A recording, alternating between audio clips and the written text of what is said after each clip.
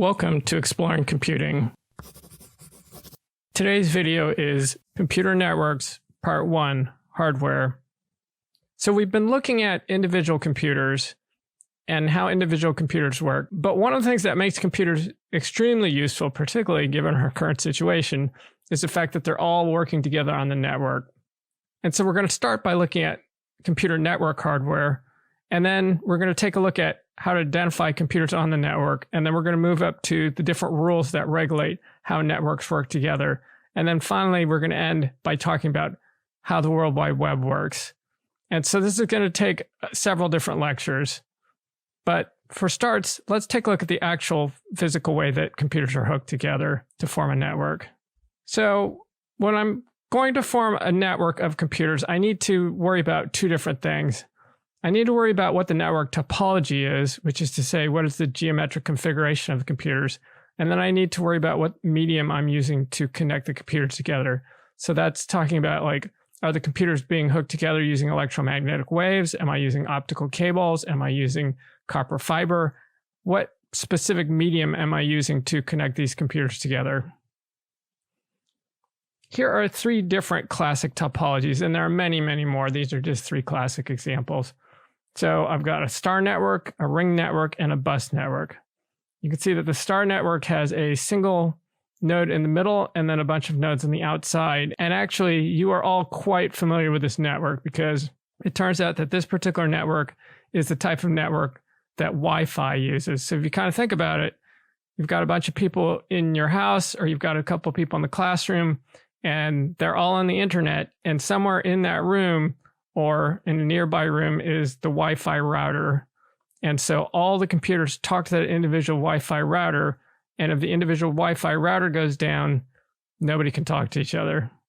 So that's a star network. A ring network, as you can see here, we have a bunch of computers, and they were all hooked with one following the next, following the next, following the next. And so depending upon how many nodes you have, this actually takes less connection medium than our star network does. Ring networks are commonly used, for example, with optical cables. One of the problems with the ring network, at least as the way they typically work, is if one of the nodes goes down, this messages stop traveling around the ring. You can certainly imagine having a ring where if one of the nodes went down, the messages started going in the opposite direction, but that's not typically how they work.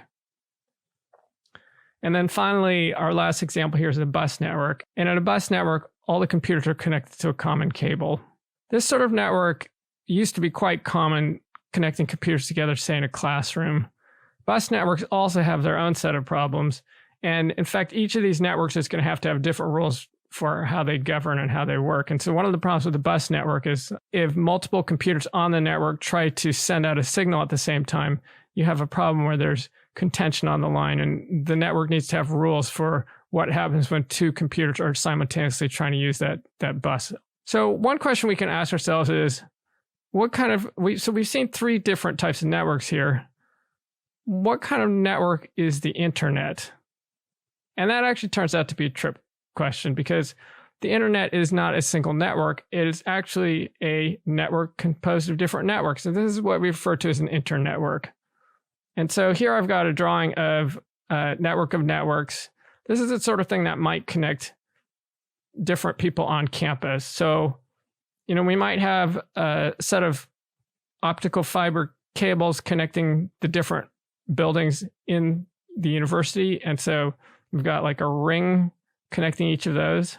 And then we might go from there to a bus network connecting different floors on a particular building. And then those individual floors might have their own bus networks. So we have a bus network connect to a bus network. And ultimately, for convenience, somewhere on that bus network, we need to have our Wi-Fi router, and then we have different people connected into the Wi-Fi router. So this is just a small example of an internetwork, but in fact, the internet itself is composed like this, with different networks connected to different networks connected to different networks. Now, there's different types of hardware you may run into when we're working with our internetworks. And so one of the devices is a bridge, and a bridge is used to connect two different networks that are of the same type. So you can imagine this is simpler than connecting different networks of different types. And so say we have one bus network that's running across all the dorms in a particular complex. So say we have a bus connecting all the dorms in Stern or all the dorms in Flomo. And then each of the individual houses might have their own network. And so we would need a bridge to connect one of those networks to the other network. If we have two different types of networks connected together, we need a fancier piece of equipment.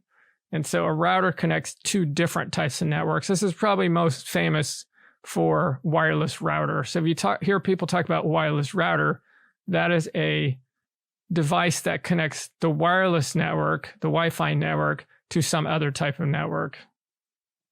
You may also hear the term gateway or gateway computer. A gateway computer is a computer that basically acts similar to a router or a bridge. It connects different networks together. The difference being that the router or the bridge is a very special purpose box that's its only purpose in life is handling these messages, whereas a gateway computer is a general purpose computer that, among other things, handles network traffic. Now, we're not going to talk too much about the different mediums that are available to connect our computers together. There's a wide range, ranging from plain old telephone service or POTS, which is the traditional copper cables used for telephone services, ranging up to cable networks, to fiber optic cables, to Wi-Fi, to satellite. These all are different mediums, and there are different ways we can connect the computers in our network. One of the issues that comes up, though, when we're talking about different mediums is the bandwidth. And so what the bandwidth originally referred to, I suppose technically still does, although computer scientists tend not to talk about it this way, is the band of frequency that's set aside for that particular communication to take place. So the wider the frequency band we have available, the more messages we can send through. Computer scientists and generally colloquially, most people refer to bandwidth as just the speed of the network. So if I have a lot of bandwidth, that means I can send a lot of information quickly. If I don't have a lot of bandwidth, then I can't send messages very quickly. You may also hear the terms broadband and narrowband. Narrowband basically is plain old telephone line, and plain old telephone service, or POTS, as it's technically referred to. I actually think it's kind of a cute name, POTS. That has very low bandwidth, and we can't send much information through it.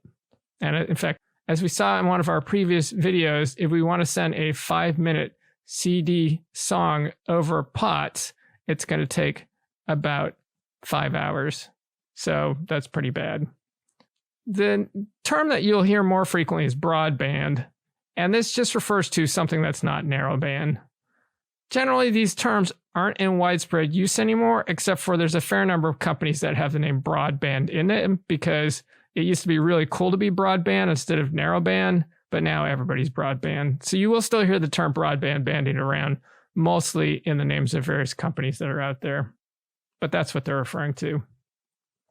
Here's some more terms you might run into. LAN stands for local area network. That's a small network. So if we have a classroom, we have a bunch of computers hooked together in that classroom, we might have a LAN.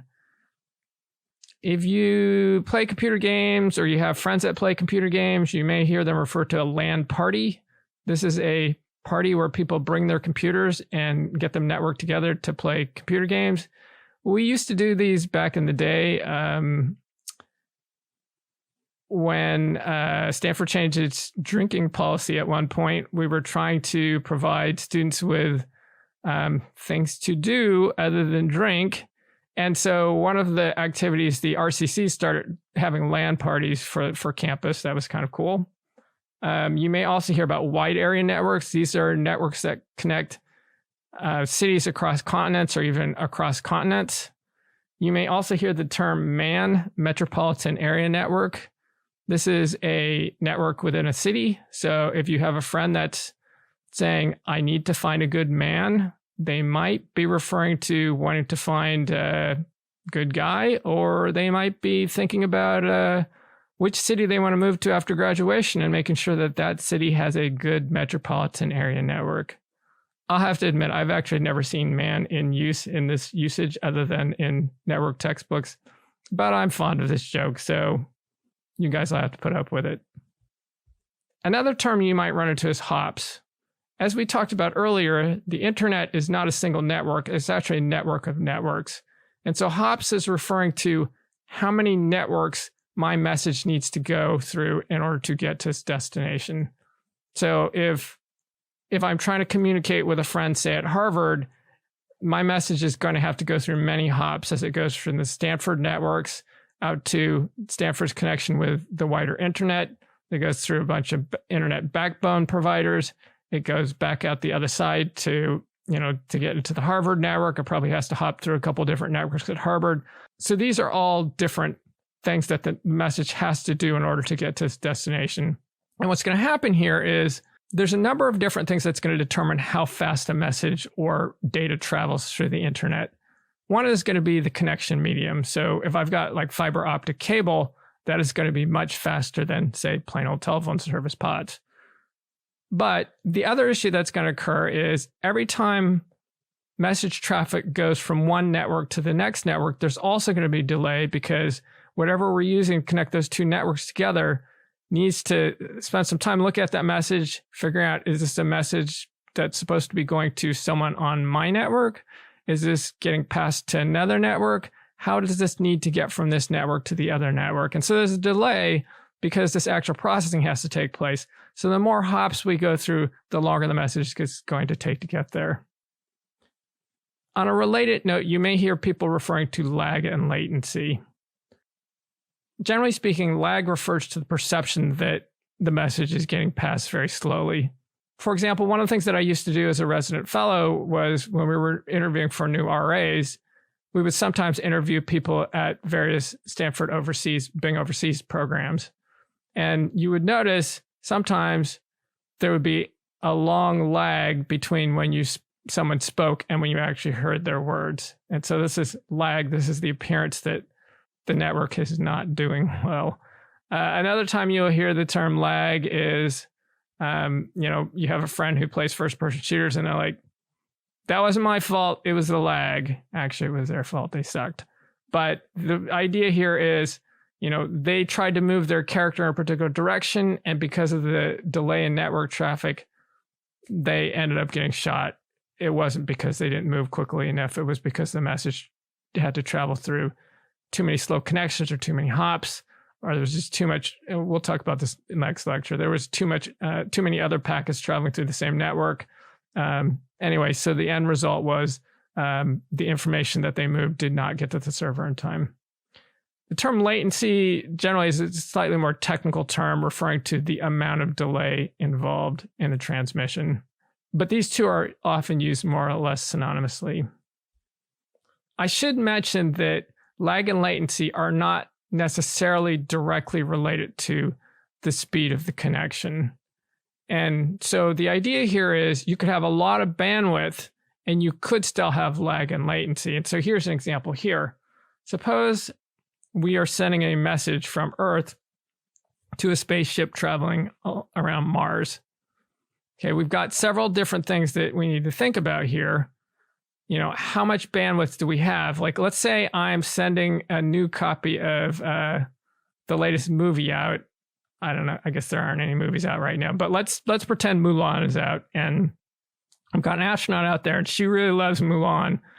She loves the cartoon version of Mulan, and the new live action version of Mulan is out, and we want to send her a copy, and she's out at Mars.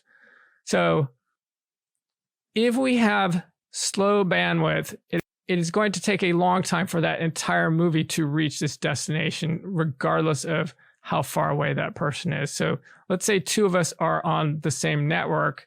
There's no hops between us, but we're connected by a plain old telephone line. It's going to take a long time for that movie to transmit over that telephone line. On the other hand, if we have a really fast connection because this person's really close to us, it's going to transfer very quickly. Now let's look at the situation where we're sending the data to Mars. Regardless of how much bandwidth we have, it is still going to take a very long time for those first bits to reach Mars. And if we have high bandwidth, once those first bits reach Mars, the rest of the bits will follow very quickly. If we have low bandwidth, we still have the same delay because, it just takes a certain amount of time for light to travel to Mars. But if we've got low bandwidth, once those bits start reaching Mars, they're going to have to wait a long time between when the first bit hits there and when the last bit hits there. So the point of this is there's different issues involved here. It's not just a matter of, hey, I have a really high bandwidth connection or I have a really low bandwidth connection. Yes, those are important, but there's also a question of how far away is this person? How many hops does this have to go through? And things like that. And that's just actually going to be an issue when you start worrying about things like web servers. We typically don't get into this, but since I've got a captive audience here, one of the issues that comes up is if I've got a web server and that web server is, say, in California and my customer is in Australia, there's a pretty long delay where the message needs to get transferred from my server here in California through a whole bunch of hops to get to Australia.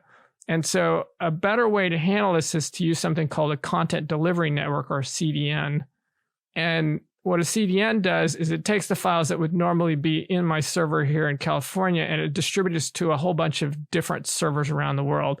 So there will be a server in Australia or Oceania.